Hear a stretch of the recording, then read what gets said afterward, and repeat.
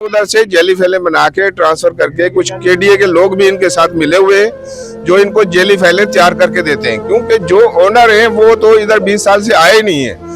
प्लाटों के जो असल मालिक हैं वो तो 20 साल से आए नहीं है। ये जेली फाइल तैयार करते हैं।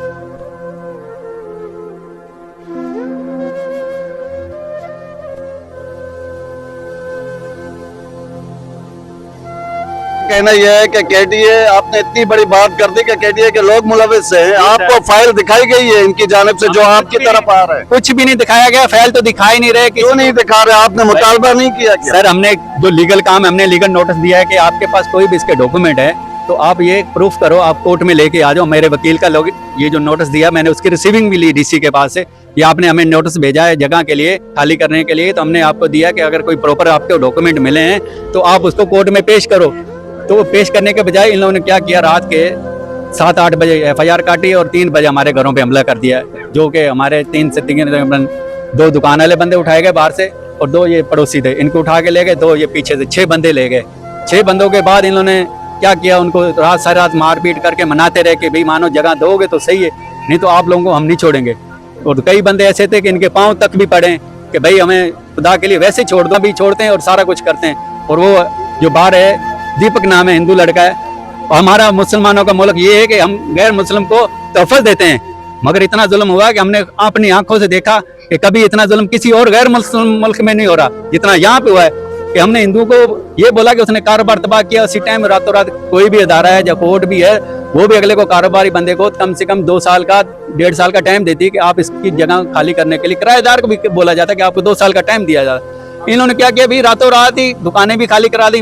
आप विजिट करो बेशक, और उनको से लिखवा भी लिया और उनको कोर्ट में पेश करके वापसी ला के थाने में रिमांड लेके 2 दिन का, और उससे लिखवा के सारा दिन छोड़ भी दिया। अच्छा, कितने एफआईआर में कितने लोग मौजूद है इसमें? जी हमारे इसमें ज्यादा जुल्म ये किया गया है कि 7 से 8 नामालूम हमारी लेडीज भी डालेगी कि लेडीज को भी हम थ्रेड करें। कल को कोई इज्जतदार बंदा यहाँ घुसे ही नहीं, जो जिसकी लेडीज उठ जाएगी वो कहाँ से जाएगा। मुतलका थाने का एसएचओ क्या कहता है कि क्या लिख के दो आप लोग? आप क्या लिख के दो? ये मकान बोलता है अपना लिख के दो। 1-1 लाख रुपए फी कमरे। मोहल्ला थे जो मेरे विटनेस थे इस केस में, मेरे साथ चलने वाले, उनके भी नाम डाले गए और एले मोहल्ला को बोला कि भाई इसके फौरन खाली करे इसका घर। और मेरे ये जगह जो सरकारी जगह, ये क्या, ये थाने की लिखी हुई, ये सरकारी जगह में बैठा हुआ, इसकी किसी के पास फैल हो ही नहीं सकती।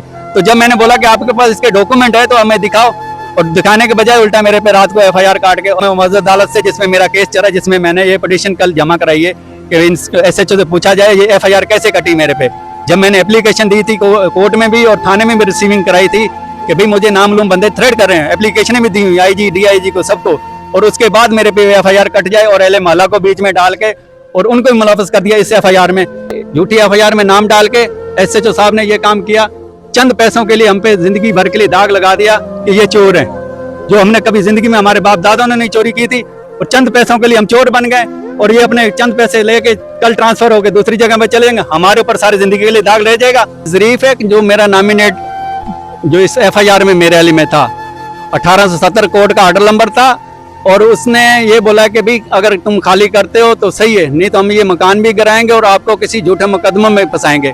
और 1 माह के बाद, तकरीबन 15 दिन के बाद, न्याजी मेरे पास आया, करीम न्याजी के भाई मेरे पास इसकी फाइल है और इसको खाली करो, और केडीए का नोटिस लेके आ। जो केडीए का नोटिस का मैंने जवाब भेजा कि भाई आपके पास कोई प्रॉपर कागज है, कोई चीज है तो आप लेके कोर्ट में, लीगल नोटिस मैंने भेजा।